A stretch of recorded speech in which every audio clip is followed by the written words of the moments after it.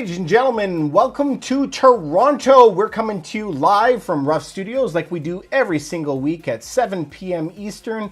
We come to you to show you all the ways that you can make a lot more money and not make the same mistakes as all your other friends have because they haven't taken the time to educate themselves in advance. Today, we're not just going to do the top 10, we're going to do the top 14 reasons why you are losing money every time you buy and sell a property. It's going to be a lot of information coming at you. I hope that you're going to really stick around and enjoy it and practice the things that we're going to learn together as we pull back that curtain and look at all this sweet stuff behind the scenes of real estate that us brokers and real estate agents can actually have a chance to look at. So first and foremost, today is March 7th, and we are giving away free booze for the entire month of March. For anyone who buys or sells a property with Ruff Team Realty, for this month, we are giving away 5 cases of Jameson to everybody who purchases a property, or we're giving away 1 case of Guinness. 1 case of Jameson, 5 cases of Guinness. That's what we're giving away to every single person who's going to be buying and selling a property with us in the month of March. It's going to be crazy. And just this month, just today, we have signed, as of today, $4 million of contracts just this weekend. So we hope that our agents are doing very well. Again, if you guys are recently thinking about getting your license or just got your license, we really want to hear from you. We operate in the Greater Toronto area, everywhere from Oshawa to Barrie, out to Hamilton, and we need really good, transparent, hardworking realtors. So if that sounds like you, please give us a call. We'd love to hear from you. Okay, so today we're going to be diving into the top mistakes that you can make in real estate and how to avoid them and make a lot more money. And like always, we go live afterward and take all of your questions so that you are going to walk away with a lot of value. So our number one mistake that you make in real estate is not doing your homework. The number one thing that you need to be doing is studying the sold prices of homes. What has happened in the past few years is almost everybody is listing their properties $50,000, $100,000, even $500,000 under what the property is actually worth. So just this weekend, we looked at 4 or 5 different properties that were listed $700,000 under what they were worth, which is absolutely crazy. So this puts a lot of pressure on your realtor and yourself to do all of your homework in advance to learn that precious skill of pricing so that you know with confidence the prices and the values of those homes to see if they line up. So the number one thing to do is understand pricing models and understand how to price your property. Number 2 is people's unwillingness to participate in these offer dates, or what I would call auctions or bidding wars you'll see online. There is no fear associated with you going into a bidding war. If you know the property is worth $800,000, you know it from all of your research of sold property listings. If you know what the value of that is at $800,000, why would you be fearful in any way of offering $800,000? You wouldn't be, right? So that is your main skill for you to absorb. So not willing to participate in these offer dates is crazy town. If you're not willing to participate in an offer date, don't buy a property then. Go move in the middle of a farmland or something, and maybe you're not going to have it there. The fact is, it's a reality, and you have to learn how to deal with it because right now, 95% of all the properties are going to offer dates. So what does that tell you? You're going to have to deal with it or else you're going to miss your perfect home. But there's a lot of strategies that your realtor can teach you so that you could win. We win bidding wars all the time, even though we're not the highest offer. So you have to remember, take in all these other things with you. So you can take in what kind of conditions you're going to put on the house, how big your deposits are going to be, how fast you're going to drop off the deposits. That we have to learn what these different sellers want. And then once we can figure that part out, then we can move forward. So the number 3 reason why you're making a big mistake is you can get emotionally attached to the property. Sometimes we have buyers even angry at the sellers. Remember, this is a process, and this is happening because there's so much demand in the market. We have properties that are going 20 bids, 30, 50 bids on the home, which is crazy, right? But we don't want you to get emotionally attached to it, meaning if the property was only worth $800,000, you have got to be willing to walk away and let some other guy put a bananas offer of $900,000 on the property. That's his problem. Your main goal is to protect your money for your future and your future, your children, and your financial wealth, right? You have to look after yourself. So make sure that you are not getting emotionally involved with those properties. Very important. The record I saw was $225,000 over market value. Remember, very different than over asking, because the asking prices, like we said before, can be $500,000 under what they're worth to begin with. Just so that the agent can be very proud and brag, we sold it for $500,000 over asking, which basically means nothing. Okay, our number 4 mistake that you can make is not reviewing your status certificate or having your home inspected. So if we're dealing with a condo, in the United States, they have the Homeowners Association. In Canada, it's the Condo Corporation. They'll have this document that is sent to you. The big 3 things that you need on that document are, what are the reserve funds, like how much money they have in case something breaks. Is there any suing happening? Are they suing someone, or is somebody suing the building? That we have to make sure that we have. If you're buying a property, you want to make sure it's inspected. But how on earth do you get the property inspected if there's going to be 50 offers on the property? How do you do that? The best way is to bring an inspector with you when you're inspecting the home. If we look at the property and you love the property and you've seen all the pictures and the videos and it's the area you want, consider bringing an inspector with you so that we can make a much stronger offer. The number 5 mistake that people are making in this market is that they're putting stupid conditions on it. Now, what do I mean by stupid? It's because you're not paying attention to what's happening around you. So a lot of people now are trying to put in offers that are conditional on the bidding, the finances. So if you put in a bid with everybody else that says conditional on me going to my bank to see if I have the money, the offer will get thrown out in about 0.2 seconds. It's just not going to happen. If you haven't taken the time to make one phone call and talk to your broker or talk to a mortgage agent and find out if you can borrow the money, why would the seller give you even the time of day?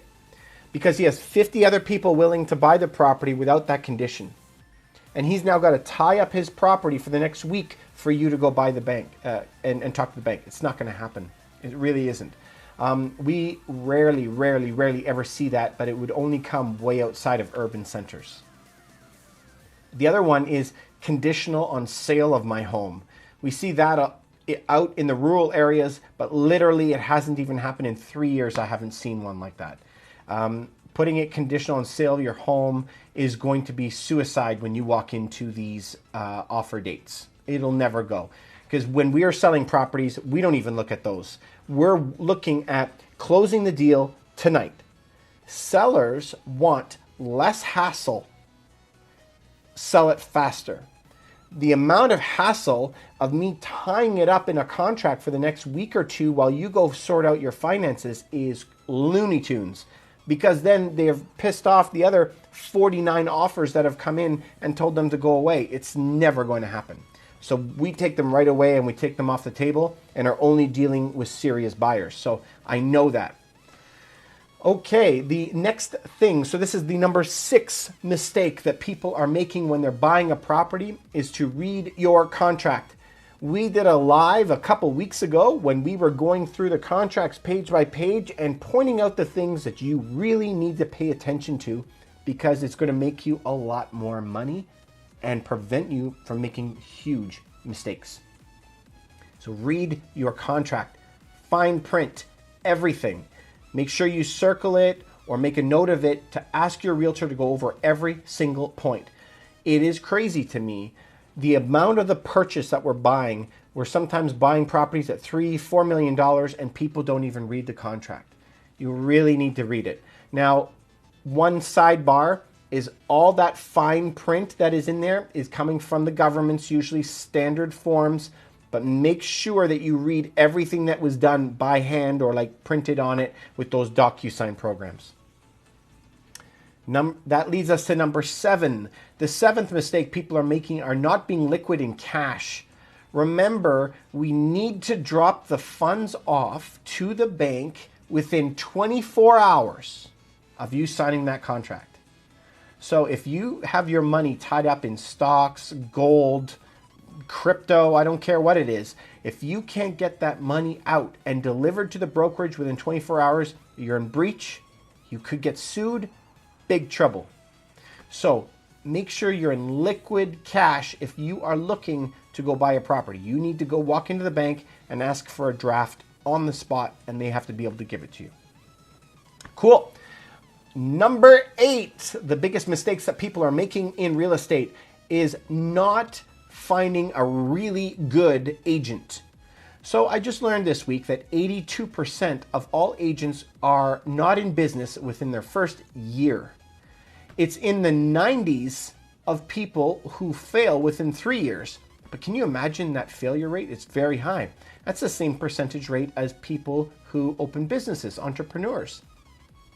It's very, very high. So you need to have people who know what they're doing, who are working this all the time, because the laws and the rules are changing and the markets are changing. And if we look at the numbers here in Toronto last year, it's almost 60% never even sold one property in the entire year.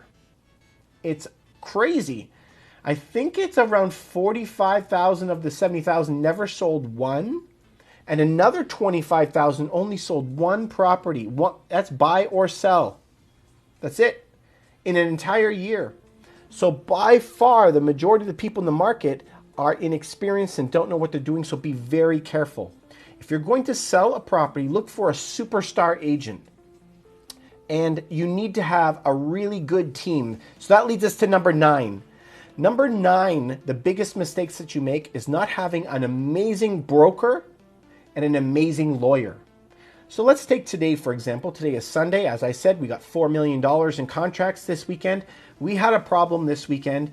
We were able to contact not the legal firm, the head lawyer. I called him on his cell phone. He's out with his daughter at the park.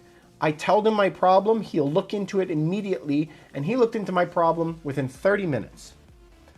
We had another lawyer that was brought on by one of their clients that said, we know this guy. When they called him, we didn't get an answer for 3 weeks. So that's a huge difference. 3 weeks versus I call him on his cell and he picks it up. And that's what you're going to get when you deal with very good people. We had another deal this weekend that was desperate to make an offer, not conditional on finance. How did we get a hold of somebody? Well, I have somebody, shout out to Jake. Jake is amazing. He's been in the business for a very long time. He picks up our phone call right away, answers us, get us our information immediately, got us approved within a couple hours on a Sunday so that we can now go in and make an offer not conditional on finance. Amazing. Make sure you are working with amazing people. Okay, so number 10 of the biggest mistakes you make in real estate is not prepping your home. We need to make sure it's very clean. We need to make sure your home has not only photography, but videography and 3D dollhouse mapping of your property. Especially during COVID, people don't want to go out and look at homes, and you definitely don't want hundreds of people walking into your home. Right now, the average is 30 people per day will be walking through your property if it's on the market. So make sure that you don't have all those COVID hands everywhere unless they're actually serious buyers. So make sure that you're going to do all of that stuff and prep your home properly. We, in many cases, are going to have to make sure that you've painted it correctly, that you have added decoration, you've removed a lot of the things that will draw people away. Sometimes religious pictures and symbols can really deter a lot of buyers. Also, you want to make sure that it's not smelly. I know that sounds crazy, but we walk into homes many times and it's so stinky they don't even want to look at the rest of the house. So make sure that you're looking at that. Okay, the number 11 biggest mistakes that you have in real estate is dead equity. Now, this is where a mortgage agent and a realtor or a broker such as myself could really help you out. Having too much cash sitting in your home is dead equity. You're going to lose a lot of money. So, you're going to have to figure out where your risk level is. Generally speaking, a bank is willing to lend you a lot of debt on your property. So we're not saying to stretch yourself to the max all the time. A bank in some cases will only lend you 5% lend you 95% of a property. They may, for most investors, lend them 80% of a property. But sitting at around 80% debt or 70% debt is very comfortable. What we're advising against is sitting on a home that is 100% paid off, or a home that is 80% paid off, sitting in equity. We are now at 1.5% interest rate, lowest interest rate in 5,000 years. Follow what the multi-billionaires are doing in real estate. Follow what they're doing, which is buying assets with debt attached to them. If you wanted to know more about that, you can go to our YouTube channel at Ruff Team Realty, and we put out 2 videos, which were our live events that we had. One was on the top 5 reasons to buy in 2021. The other one was on how the governments will be paying off your mortgages and your debts. So those 2 videos are extremely important for you to understand the landscape that we're working with right now. All right, guys. The next one, let's see, is number 12, assessing risk. So how do you assess risk? What we have to do is add up all of your assets and all of your liabilities. Everything all together. When you add up all your assets, including your primary home, and all of your liabilities, you should be sitting with at least 30% equity. So don't stretch yourself too thin, but make sure you are taking advantage of all of that possible equity that you could be making on all your other rental properties.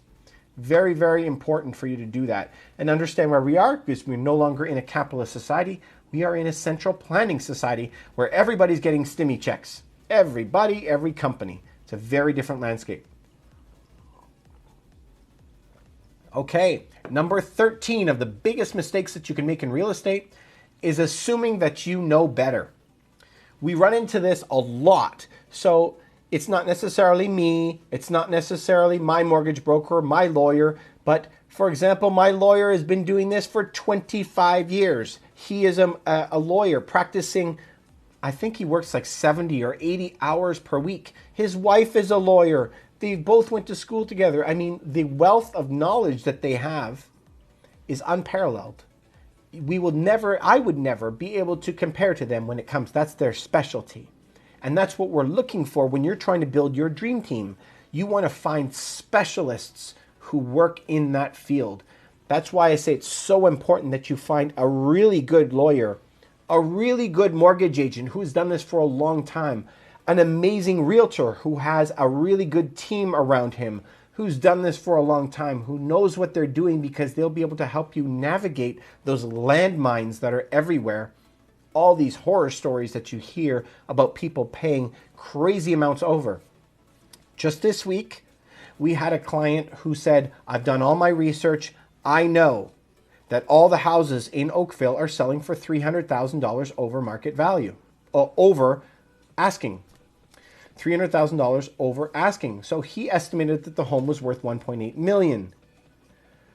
To his shock and surprise, it sold for $1.5 million. He almost spent $300,000 more for the property when he didn't have to. And then he realized, okay, maybe my research isn't it. So find people who are experts in that field and leverage them. Use them for your advantage. Because a lot of people just want to see you succeed, as I do. My entire group, what's all we do is try to help people. Just this week, we got a couple phone calls from Israel. It was my privilege to help them when it comes to buying real estate. I'm not licensed in real estate in Israel. I got no commission. All it was is I just wanted to help people out. And so they called with some really cool questions. We were able to help them and they were super happy. So find people who are experts in their field. That's my biggest suggestion for you. Okay, and the number 14 reason why people are making huge mistakes is they're expecting perfection. We have about 5 people that we are working with right now, still ongoing, that have been working with us for 3 or 4 years. I need that to sink in from 3 to 4 years they've been working with us. And they're looking at properties, not sometimes every weekend, sometimes it goes off for a couple months. But what has happened to real estate in 4 years? In 4 years, the properties have gone up about 50 or 60%, depending on where you're looking. So now we're looking at properties that were $1 million before, and now they're going to have to pay $1.6 million for the same property because they're expecting perfection. We walk into homes sometimes and like, I don't like the paint color. I don't like the toilet that's there.